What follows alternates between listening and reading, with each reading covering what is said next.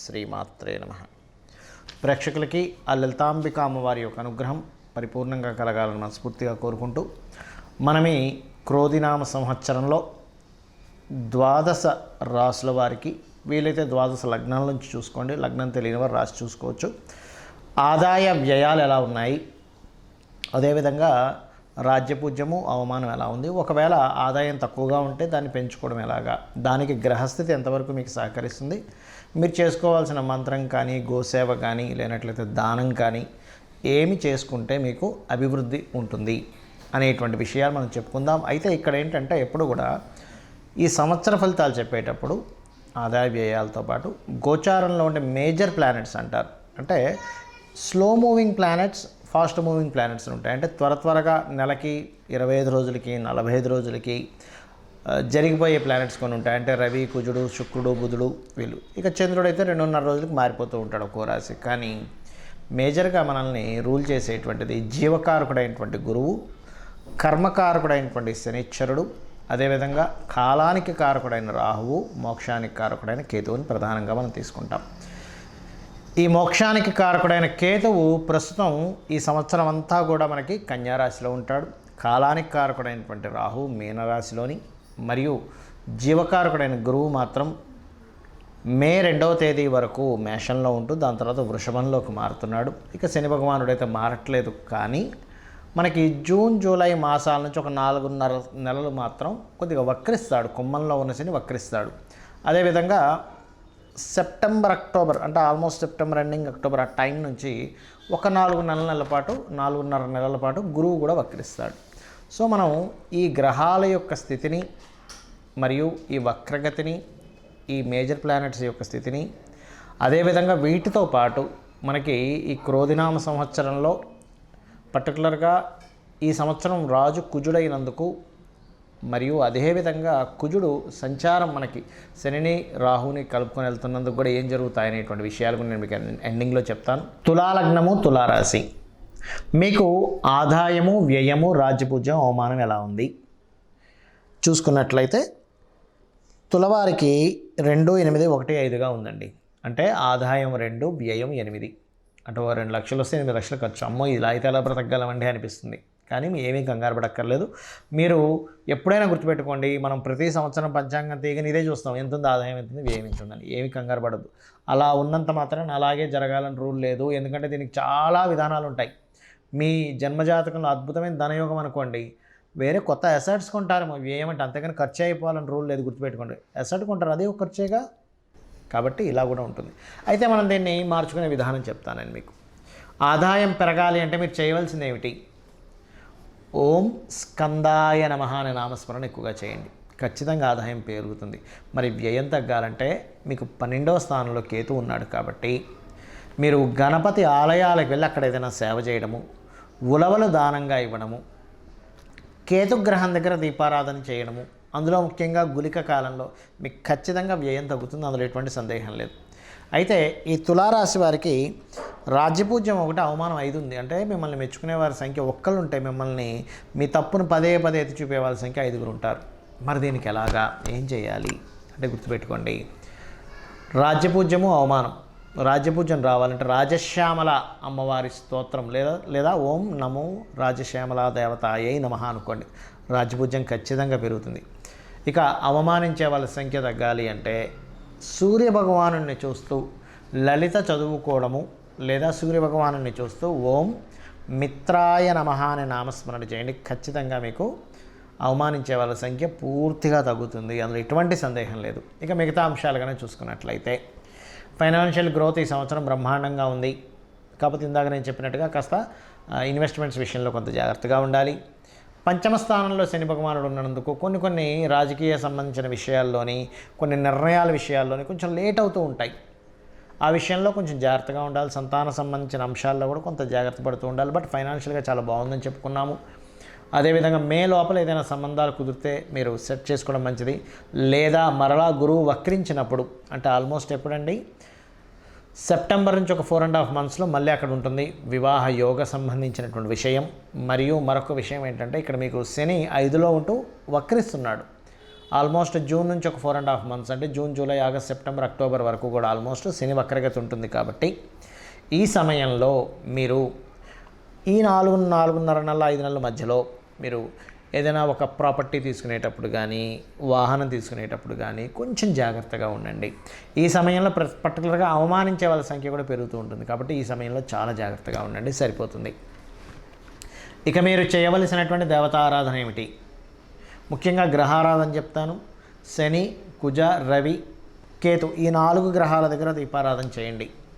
దేవతారాధన కాళికా అమ్మవారి యొక్క అష్టోత్తరం చదువుకోవడము, చండీ వినడము చేయండి. ఖచ్చితంగా మీకు ఏమవుతుందంటే, మీకు ఏదైతే స్లో మూమెంట్ అవ్వాలో, సంతానపరంగా ఇబ్బంది ఉంటుందో, రాజకీయ పరంగా ఇబ్బంది ఉంటుందో, అవమానాలు ఉంటాయో, ఆదాయం పెరగాలని ఏదైతే కోరుకుంటున్నారో ఇవన్నీ కూడా ఖచ్చితంగా పెరిగి తీరుతుంది. అందులో ఎటువంటి సందేహం లేదు. ముఖ్యంగా ఆదాయం పెరగడానికి మాత్రం మీరు ఓం స్కందాయ నమః అనే నామస్మరణ చేయండి. లేదా లలితా సహస్రనామాల్లో ఓం సంపత్కరీ సమారూఢ సింధుర వ్రజ సేవితాయ నమః అనే నామస్మరణ చేయండి. ఖచ్చితంగా బాగుంటుంది.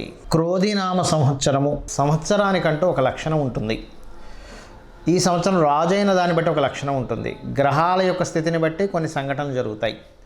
అయితే ఈ క్రోధినామ సంవత్సరం ఎంటర్ అవ్వకముందే కుజుడి యొక్క ప్రభావం పెరుగుతుంది అనేటువంటి చూపిస్తుంది. కాబట్టి ఆల్మోస్ట్ 2024 ఫిబ్రవరి మాసం నుంచే కొన్ని విద్వేషపూరితమైనటువంటి గొడవలకి, రాజకీయ నాయకుల మధ్యన విపరీతమైనటువంటి గొడవలకి, మరియు రాజుల మధ్యన గొడవలకి, యుద్ధాలకి, క్రోధి అంటే క్రోధం, కోపం పెట్టుకోవడం, చిన్న మిస్అండర్స్టాండింగ్స్ చేసుకోవడం, ఇటువంటి నామ సంవత్సరం ఇది. కాబట్టి దేశాల మధ్య, ప్రాంతాల మధ్య, మతాల మధ్య అనవసరమైనటువంటి విద్వేషాలు కలిగించేటువంటి సంవత్సరంగా చూపిస్తూ, ఇది కుజుడి యొక్క సంచారం. దీనివల్ల కుజుడు ఎవరికి కారకుడు అని చెప్పి తీసుకుంటే మిలిటరీకి, అందులో అంటే డిఫెన్స్ వారికి, పోలీస్ డిపార్ట్మెంట్ వారికి, రక్షణ వీటిని కల్పించేటువంటి వారికి. అంటే ఏంటి, ఈ సరిహద్దుల దగ్గర కొంత జాగ్రత్తగా ఉండాలి. అనవసరమైన గొడవలకు సంబంధించిన విషయంలో ఇక్కడ ఏదైనా గొడవలు జరుగుతాయి, అనవసరమైనటువంటి అవుతాయి అన్నప్పుడు కొంత జాగ్రత్తగా ఉండాలి, గుర్తుపెట్టుకోండి. కాబట్టి ఈ క్రోధినామ సంవత్సరంలో అందరూ చేసుకోవాల్సింది ఏంటి, ఇటువంటి గొడవలు మనం ఏమీ ఇబ్బంది పడకుండా ఉండాలి అంటే ముఖ్యంగా గుర్తుపెట్టుకోండి, కుజుడు రాజు అయ్యాడు. కాబట్టి కుజగ్రహానికి శని, రాహు గ్రహాల దగ్గర దీపారాధన చేయండి. చేసినట్లయితే అనవసరమైన గొడవలు బయట జరిగే ఛాన్సెస్ ఎక్కువగా ఉన్నాయి. కాబట్టి మీరు వెళ్ళి అనవసరంగా అందులో ఇరుక్కొని అందులో ఇబ్బంది పడకుండా మీరు సేఫ్గా ఉంటారు ఫస్ట్. అదేవిధంగా రాజుల మధ్య, రాజకీయాల నాయకుల మధ్య, రాజ్యాల మధ్య గొడవలు జరిగేటువంటి ఛాన్సెస్ ఇప్పుడు ఉన్నాయి. కాబట్టి వేరే వేరే దేశాల్లో ఉండేటువంటి వారు కూడా కొంచెం ఏదైనా ఇక్కడ ఏదైనా యుద్ధం సంబంధించిన రాబోతుంది అన్నప్పుడు ఆ సరుకులు ఏమైనా మనకు చూడండి, కొంచెం యుద్ధ వాతావరణం ఉన్నప్పుడు బయటికి వెళ్ళలేని పరిస్థితి వచ్చినప్పుడు కొంచెం ఇంట్లో సరుకులు మనం స్టాక్ పెట్టుకుంటాం. ఇటువంటి విషయాల్లో చాలా అలర్ట్గా ఉండాలి. మొత్తం ప్రపంచవ్యాప్తంగా ఈ కాంబినేషన్ ఏర్పడుతుంది కావున. అలాగే మరొక విషయం ఏంటంటే, ఇక్కడ మీకు చాలామందికి జాతకం తెలియదు, డేట్ ఆఫ్ బర్త్ తెలియదండి, రాశి తెలియదు, ఏమీ తెలియదు. కానీ ఈ క్రోధినామ సంవత్సరం నాకు బాగుండాలంటే ఏం చేయాలి అంటే ఒకటే గుర్తుపెట్టుకోండి, చండీ పారాయణం, శ్రవణం చేయండి. మీరు తర్పణమో హోమమో చేయలేకపోయినా కనీసం శ్రవణం చేయండి. ఎటువంటి ఇబ్బంది రాకుండా అమ్మవారు చూసుకుంటుంది ఈ సంవత్సరం. రెండవది, మీకు దగ్గరలో గోశాల ఉన్నట్లయితే గోవులకి చక్కగా మీరు ఏం చేస్తారంటే, ఏవైతే ఈ మన నువ్వులు తినిపించకూడదండి. బెల్లము, గోంగూర మరియు క్యారెట్స్, బీట్రూట్స్ లాంటివి, అదేవిధంగా గోధుమ రవ్వ ఇటువంటివి తినిపించండి. మీ గ్రహస్థితి ఎలాగున్నా సరే క్లియర్ అవుతుంది. దీంతోపాటు కుజ, శని, రాహు, కేతు గ్రహం దగ్గర కూడా దీపారాధన చేయండి. ఎందుకంటే జాతకం తెలియదు, ఏమీ తెలియదు, కానీ 6th హౌస్లో కేతు సంచరిస్తున్నాడు బుధరాశుల్లో.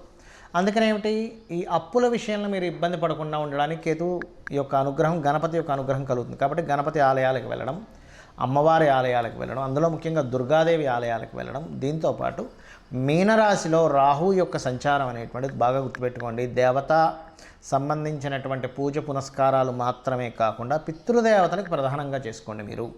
మీరు ఎంత పితృదేవతలకు చేసుకుంటారా అంత చక్కటి ఫలితాలు మీకు వస్తాయి. మీరు ఆయురారోగ్యాలతోని, సుఖ సంతోషాలతోని, ధనపరంగా ఎటువంటి ఇబ్బంది లేకుండా ఉండగలుగుతారు. గుర్తుపెట్టుకోండి. ఎవరైనా సరే గుర్తుపెట్టుకోండి, బాగా అప్పులతో ఇబ్బంది పడుతున్నారు, ఈ సంవత్సరం ఇంకా ఎక్కువ ఇబ్బంది పడుతున్నారు అనుకునేటువంటి వారికి గణపతి ఆరాధన చేస్తూ మీరు ఓం అపర్ణాయై నమః అనే మంత్రం చేయండి. ఈ సంవత్సరం ఉన్న గ్రహస్థితి బట్టి చెప్తున్నాను. ఎవరికైనా బాగా ధనపరంగా ప్రెషర్ ఎక్కువగా ఉందండి, ఒక పక్క కట్టాలి కానీ ఆ ప్రెషర్స్ నేను తట్టుకోలేకపోతున్నాను, ఫైనాన్స్ ఇంకా పెరగాలి అనుకుంటే ఓం నవవిద్రుమ బింబశ్రీ న్యక్కారి రతనచ్చద అనే నామస్మరణ చేయండి. ఖచ్చితంగా మీకు ఫైనాన్షియల్ గ్రోత్ అనేటువంటిది పెరుగుతుంది, గొడవలు తగ్గుతాయి.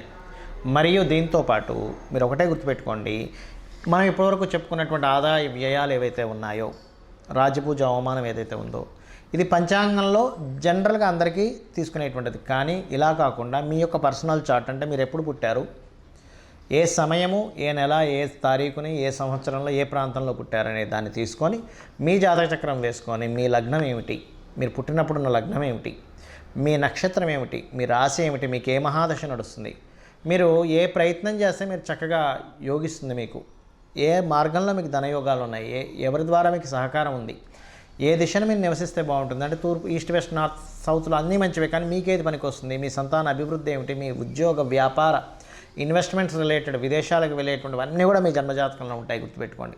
ఏ సమయంలో వివాహం చేసుకుంటే మంచిది, ఏ సమయంలో చేసుకోకూడదు, ఇలాంటివి చాలా విషయాలు ఉంటాయి. మరైతే మీకు సందేహం కలగొచ్చేమండి, మరి ఈ క్రోధినామ సంవత్సరం అని ప్రతిసారి పంచాంగం ఎందుకు చదువుతామని. ఇదంతా బయట ఉండేటువంటి వాతావరణ విశేషాలు, పంట పొలాలకు సంబంధించిన విశేషాలు, బయట ఉండే గోచార విశేషాలు. ఇప్పుడు చూడండి, మనం చెప్పుకున్నాం, కాస్త యుద్ధ వాతావరణంగా ఉంది, గొడవలుగా ఉంది, అల్లర్లుగా ఉంది, మత విద్వేషాలు, అనవసరమైన విద్వేషాలు, గొడవలు రేగేటువంటి సమయం ఇది అన్నప్పుడు మనం ఏం చేస్తాం, మన పిల్లల్ని ఎక్కడికైనా పంపించేటువంటి విషయంలో, మనం ఎక్కడికైనా వెళ్ళేటువంటి విషయంలో అలర్ట్గా ఉంటాం. ఈ అలర్ట్నెస్ని చెప్పడానికి ఈ గోచార ఫలితాలు చెప్పుకుంటుంటాం. అంతేగాని మన జన్మజాతకం పనిచేయదని కాదు, మన జన్మజాతకమే ప్రధానంగా పనిచేస్తుంది. ఇక్కడ ఒకవేళ మన దాంట్లో ఉదాహరణకి ఆదాయం తక్కువగా ఉంది, చాలా తక్కువగా ఉంది, వ్యయం చాలా ఎక్కువగా ఉంది అని అన్నప్పుడు మీ జన్మజాతకంలో ధనయోగ దశలు నడుస్తున్నాయని కూడా 1% కూడా మీరు టెన్షన్ పడాల్సిన అవసరం లేదు. జస్ట్ ఆ రెమెడీస్ చేసుకుంటే క్లియర్ అవుతుంది. శ్రీమాత్రే నమః.